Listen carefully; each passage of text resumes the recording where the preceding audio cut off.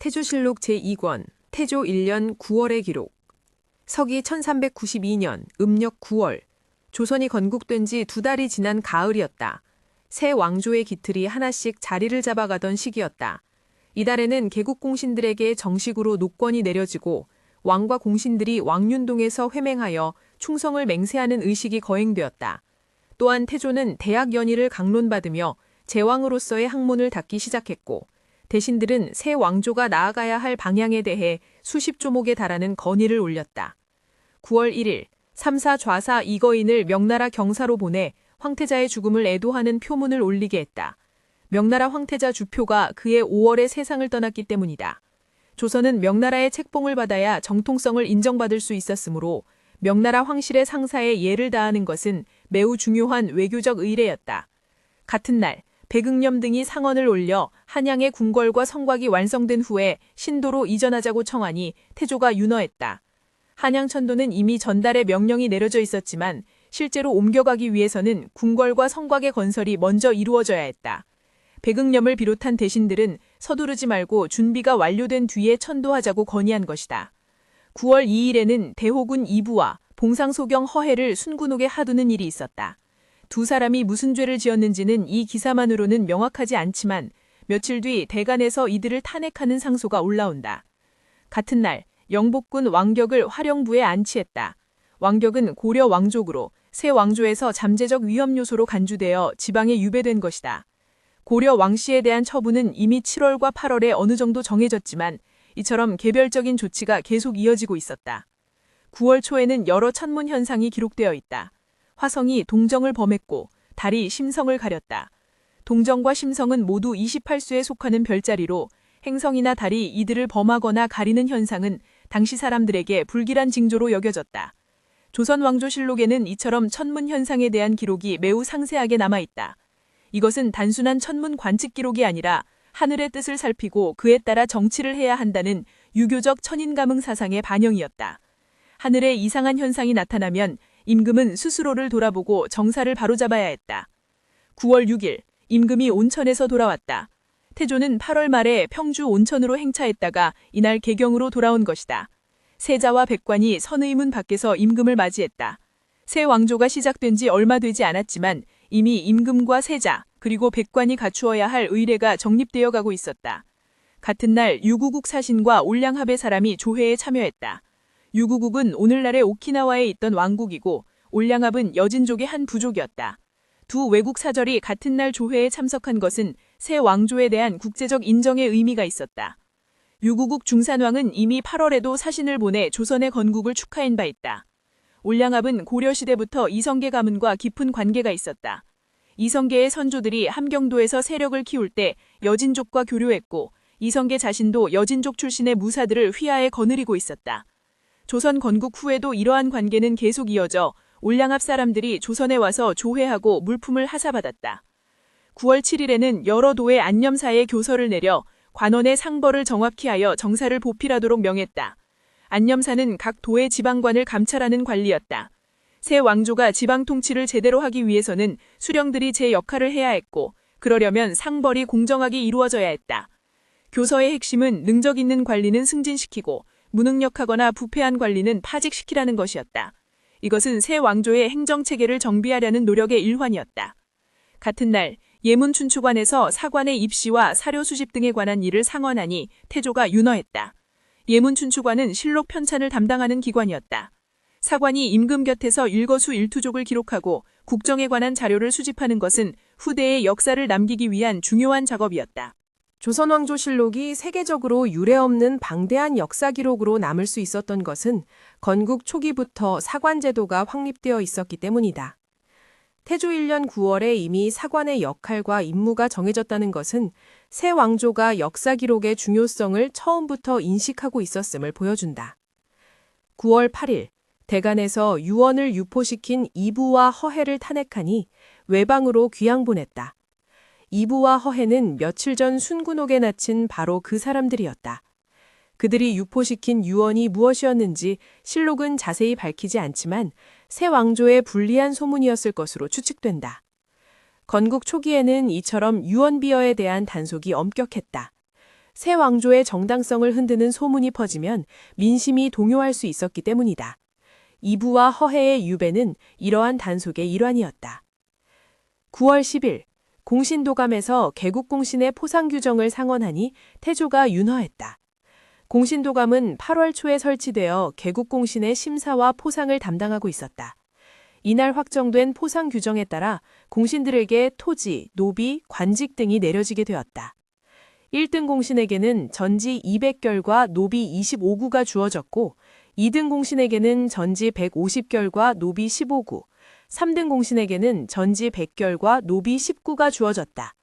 또한 모든 공신에게는 본인과 부모, 처야 봉작이 올려지고 자손에게도 특전이 주어졌다. 공신의 죄는 한 번 용서받을 수 있었고 자손에게는 음서의 특전이 있었다. 이러한 포장은 개국 공신들의 충성심을 보답하고 새 왕조에 대한 충성을 계속 유지하게 하려는 목적이 있었다.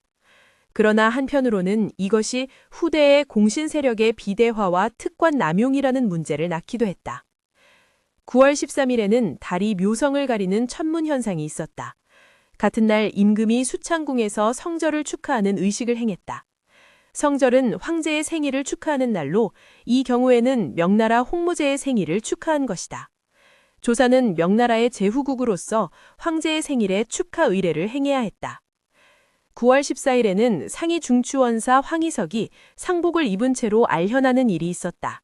상복을 입고 임금을 알련하는 것은 예법에 어긋나는 일이었지만 황희석이 어떤 사정이 있었는지 실록은 자세히 밝히지 않는다. 같은 날 달이 오거성을 범하는 천문현상이 관측되었다. 9월에는 이처럼 천문현상에 대한 기록이 여러 차례 등장한다. 9월 15일에는 증조모의 기일이므로 조회를 정지했다. 유교 예법에 따르면 선조의 기일에는 상을 표하기 위해 조회를 열지 않았다. 태조의 증조모, 즉 익조에 비었던 분의 기일이었다. 9월 16일 태조는 조회를 보고 나서 대사성 유경에게 대학 연의를 강론하게 했다. 대학 연의는 송나라 진덕수가 지은 책으로 대학의 내용을 역대 제왕의 사례를 들어 풀이한 제왕학의 교본이었다. 태조가 대학 연의를 강론받은 것은 단순한 학문적 관심 때문만이 아니었다. 이성계는 무인 출신으로 학문적 소양이 부족하다는 약점이 있었다. 정도전을 비롯한 신진 사대부들은 유교적 이상국가를 건설하고자 했고 그러기 위해서는 왕 자신이 유교적 소양을 갖추어야 했다. 대학 연의 강론은 이후에도 계속되었다. 9월 27일에도 태조는 대사성 유경에게 대학 연의를 강론받았다. 조선의 역대 왕들은 경연에서 대학 연의를 공부했고 세종은 이 책을 100번 이상 읽었다고 한다. 9월 21일 개국공신에게 연회를 베풀고 공신 노권 등을 내렸다. 노권은 공신의 공훈과 포상 내용을 적은 문서로 공신의 지위를 공식적으로 인정하는 증서였다. 이날 연회에서 백응념, 조준, 정도전 등 개국공신들이 노권을 받았다. 이 연회는 단순한 축하 자리가 아니었다. 새 왕조의 주역들이 한자리에 모여 서로의 공을 확인하고 왕에 대한 충성을 다짐하는 의식이었다. 노권을 받은 공신들은 왕과 왕조에 대한 충성의 의무를 지게 되었다. 9월 22일 대사헌 남제가 상서를 올려 환관의 제어, 불교를 배척하고 여자의 외출 제한 등 12개 조목을 건의했다. 남제는 개국 1등 공신으로 이 상서에서 새 왕조가 나아가야 할 방향을 제시했다. 환관의 제어에 대해 남제는 환관이 권력을 남용하여 정사를 어지럽히는 폐단을 막아야 한다고 주장했다. 중국에서는 환관이 권력을 잡아 왕조가 멸망하는 일이 여러 차례 있었다. 조선에서는 이러한 전철을 밟지 않기 위해 환관의 권한을 엄격히 제한했고 실제로 조선시대에는 환관이 정치에 개입하는 일이 거의 없었다. 불교의 배척에 대해서는 승려들이 농사를 짓지 않고 놀고 막으며 사원이 토지를 겸경하여 국가 재정을 해친다고 비판했다. 고려 말기 불교의 폐단은 역성혁명의 명분 중 하나였다.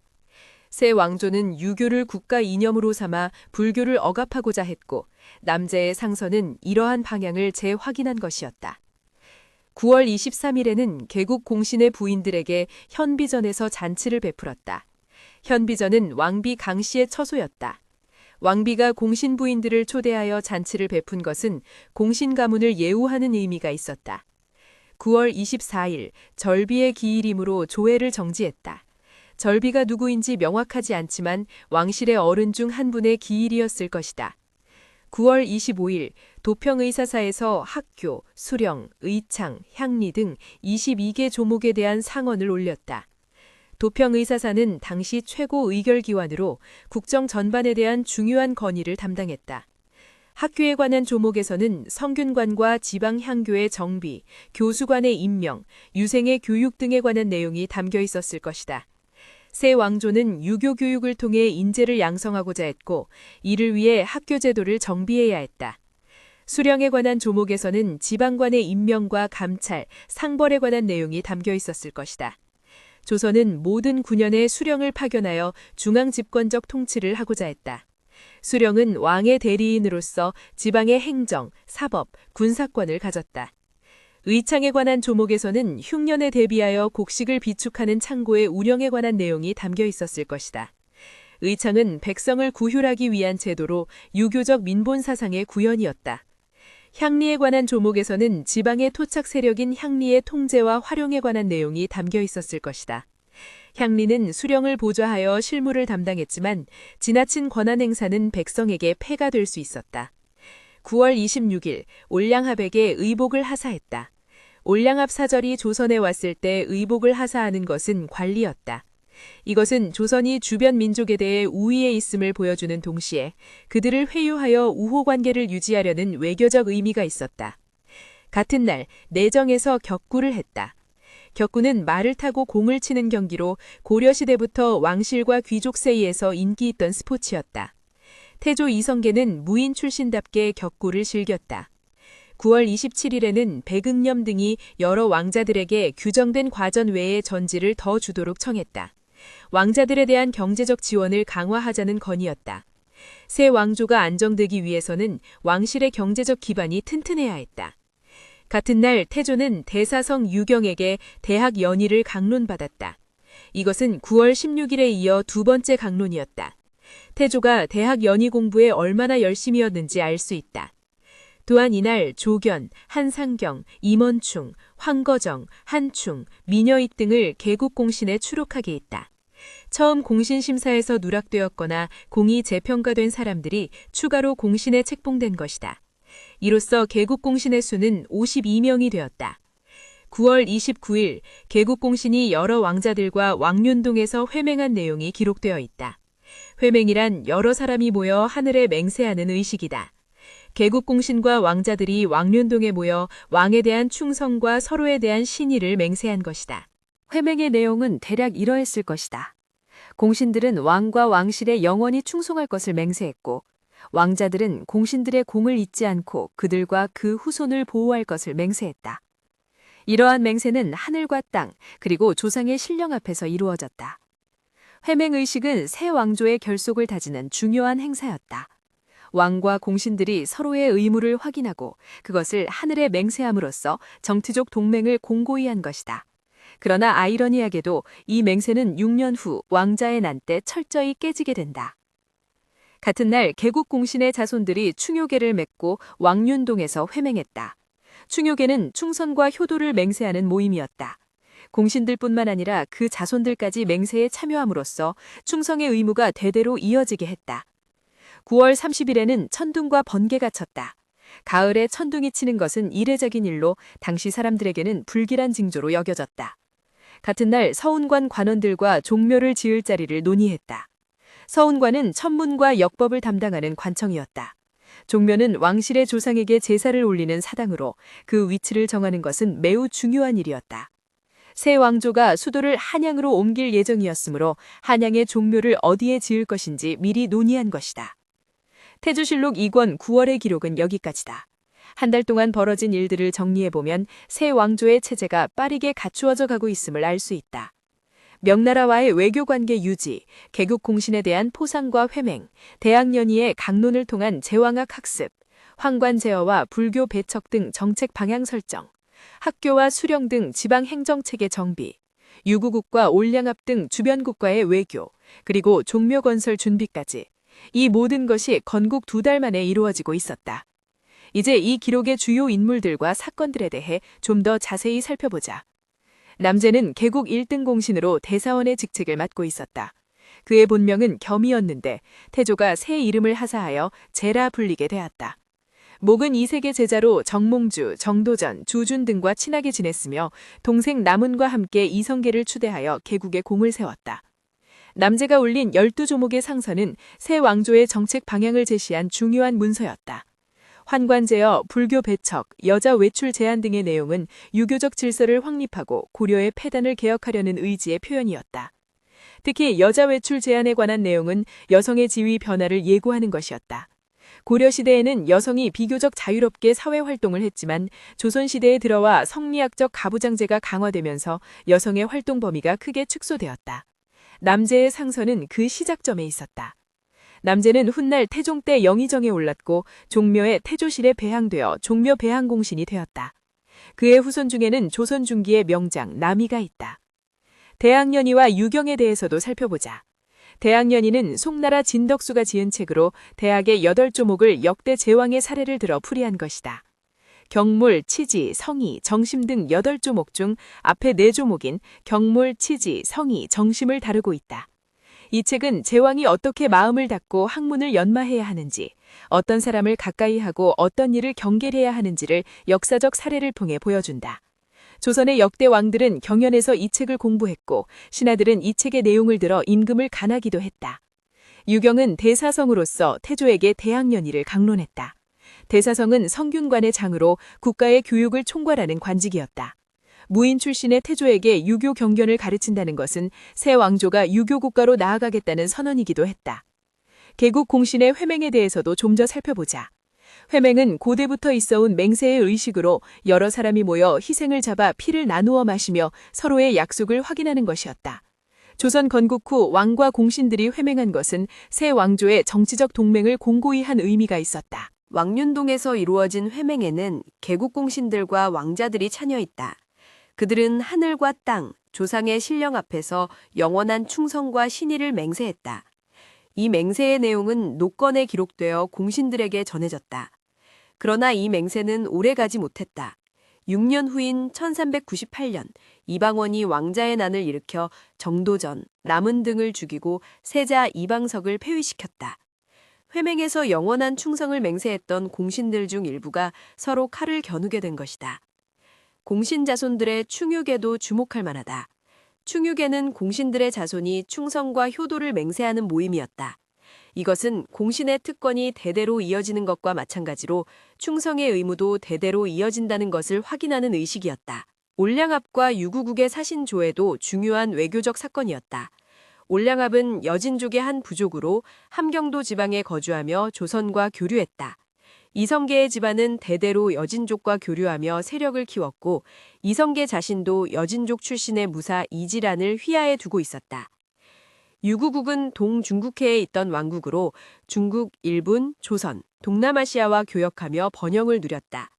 조선 건국 직후부터 유구국은 사신을 보내 새 왕조를 인정하고 우호 관계를 맺고자 했다.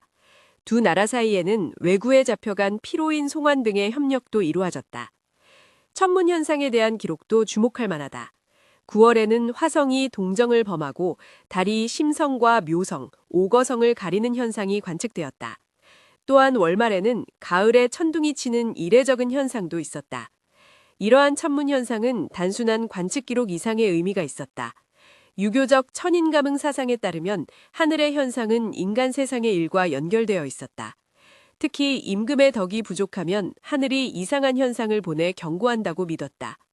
새 왕조가 시작된 지 얼마 되지 않아 이러한 천문 현상이 잇따르자 임금과 신하들은 경계심을 가졌을 것이다. 정사를 더욱 바르게 해야 한다는 자성의 계기가 되었을 수 있다. 독경의 사사의 22조목 상언도 중요한 기록이다.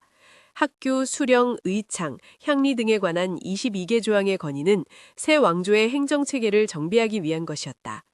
이러한 건의들이 실제로 정책에 반영되면서 조선의 제도가 하나씩 갖추어져 갔다. 종묘터 논의도 주목할 만하다. 종묘는 왕실의 조상에게 제사를 올리는 사당으로 유교 국가에서 가장 중요한 건물 중 하나였다. 새 수도 한양에 종묘를 어디에 지을 것인지 논의한 것은 천도 준비가 구체적으로 진행되고 있음을 보여준다.